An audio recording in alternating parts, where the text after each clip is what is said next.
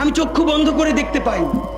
আমরা যদি যোগ্যতা নিয়ে 5-10 বছরের মধ্যে দাঁড়াইতে না পারি, এই ভিডিও, এই ছবি, এই শহীদ পরিবার, এই আহত, এদের জীবন তো শেষ। এদের পরবর্তী জেনারেশনকে পর্যন্ত কি ভয়ানক গণহত্যার শিকার হইতে হবে আমরা চিন্তাও করতে পারতেছি না। সামনে বাংলাদেশে আমাদের জন্য ভয়াবহ সে আরেকটা সিপাহী বিপ্লবের করুণ প্রতি অপেক্ষা করছে। আপনারা অনেকে ভাবতেছেন এইটাও কি সম্ভব? জামাতের ভাইয়েরা অনেকে বুঝে না, বলে কি করে সম্ভব? মনে করাই দেই, শহীদ নিজামী মুজাহিদ সাহেবেরা মন্ত্রী হিসাবে সর্বশেষ যখন সম্ভবত 2006 বা 2007 মন্ত্রী ছিলেন, বলেন তো তার কয় বছর পর তাদেরকে ফাঁসি দেওয়া হইল? 10 বছরও লাগে নাই। রানিং ফুল মন্ত্রী ছিল, লক্ষ লক্ষ মানুষ তাদের সাথে ছিল, তাদের মন্ত্রণালয়ে একটা পয়সার দুর্নীতি বের করতে পারে নাই। 10 বছরের মধ্যে মন্ত্রিত্বের পর তাদেরকে ফাঁসি দেওয়া শুধু হয় নাই, তাদের সন্তানরা তাদের জানাজাটা পর্যন্ত করতে পারে নাই। সংখ্যা দিয়ে হয় না ভাই, কোটি কোটি মানুষ দিয়ে সবকিছু হয় না। আজকে আপনারা প্রথম আলোর বিরুদ্ধে বলেন, এই যে আসার সময় বলতেছিলাম শায়েক রে, প্রথম আলোর প্যারালাল কাছাকাছি একটা পত্রিকা কি আমরা দাঁড় করাইতে পারছি? অনেকে বলে আমার দেশের কথা, আজকে শুধু বলি, পরশু জানলাম প্রথম আলোর 10 ভাগের 1 ভাগ বিনিয়োগ এবং আর্থিক সংগতি আমার দেশের নাই। ভাই, ভালোবাসা দিয়া পয়সার কাজ হয় না। 50,000 টাকা যে এই লোকটার স্যালারি, এই কাজ যদি 20,000 টাকা দিয়ে করাইতে চান, কোনোদিন 50,000 টাকা রিপোর্ট এবং স্কিল আপনি পাবেন না।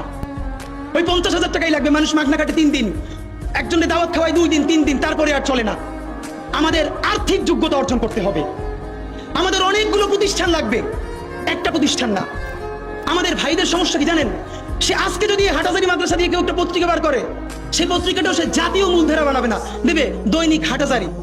সে বানাবে মানে কোনো না কোনো ঘুরে ফিরা তার চিন্তায়, মননে, মগজে প্রথমে হয়তো হাটাজারি, সর্বোচ্চ বড় হইলে হেফাজত, এরপরে সর্বোচ্চ বড় হইলে বাংলাদেশের শুধু মুসলমান। ভাইরা, এই মুসলমানের বাইরের যে জনগোষ্ঠী, সেটা কি আপনার না? আপনি ভাবেন এই দেশের আপনি প্রধানমন্ত্রী, তারপরে ভাবেন আপনার জনগোষ্ঠী কারা, আপনি সেরকম চিন্তা করেন। সুতরাং আমি কথায় অনেক ভুল ভ্রান্তি বলতে পারি, কিন্তু বিশ্বাস করেন আমার কলিজে চিল্লেও আপনারা শুধু যেটা পাবেন সেটা হইল আমি চক্ষু বন্ধ করে দেখতে পাই। আমরা যদি যোগ্যতা নিয়ে 5-10 বছরের মধ্যে দাঁড়াইতে না পারি, এই ভিডিও, এই ছবি, এই শহীদ পরিবার, এই আহত, এদের জীবন তো শেষ। এদের পরবর্তী জেনারেশনকে পর্যন্ত কি ভয়ানক গণহত্যার শিকার হইতে হবে আমরা চিন্তাও করতে পারতেছি না। সুতরাং বাংলাদেশের স্বাধীনতার সার্বভৌমত্ব, বাংলাদেশের ইসলাম এবং মুসলমানকে বাঁচাইতে হইলে আমাদেরকে তুমুল যোগ্যতা অর্জন করতে হবে। এই মাদ্রাসা শিক্ষিত জনগোষ্ঠীর মধ্যে হাজার হাজার ছেলে লাগবে যারা সিএনএনে, আল জাজিরায় তুমুল ইংলিশে বলতে পারবে। তাকে যে জঙ্গি বলা হয়, মিথ্যা ট্যাগ দেওয়া হয়, এটাকে ডিবাং করতে পারবে সেই ইংলিশে এবং অবাক করার মতো ফ্লুয়েন্ট ইংলিশে। এই যোগ্যতা আমার লাগবে। আমাদের ভাইয়েরা কিতাবি আরবি এবং অন্য আরবি ভিন্ন জিনিস, তাকে দুর্দান্ত আরবি বলতে পারতে হবে। আমাদের প্ল্যাকার্ডে ইংলিশ কই, আমাদের প্ল্যাকার্ডে আরবি কই। ভাই, নিজের কাজ নিজে না করলে অন্য কেউ কইরে দেয় না। প্লিজ আপনারা কয়দিন আমারে, কয়দিন ওরে ভাই মনে করবেন, এরপর তো আমি আপনার বিপক্ষে বলবো, তখন আবার গায়ে নেবেন, এইটা কইরেন না। নিজে শক্তিশালী হন, নিজে যোগ্যতা অর্জন করেন। আমারে গালি দিয়ে হইলেও, বোকা দিয়ে হইলেও যে এই পুচকি বলা এত ভাব লয়, যা যোগ্যতা অর্জন করে ফেলাই। তবে কি জানেন, মিছিল দিয়া জান দেওয়া এটা একদিনের কাজ, 3 দিন 5 দিন 1 মাসের কাজ।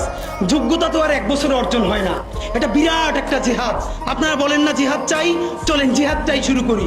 সেই জিহাদটা হইল একজনের সব করার দরকার নাই।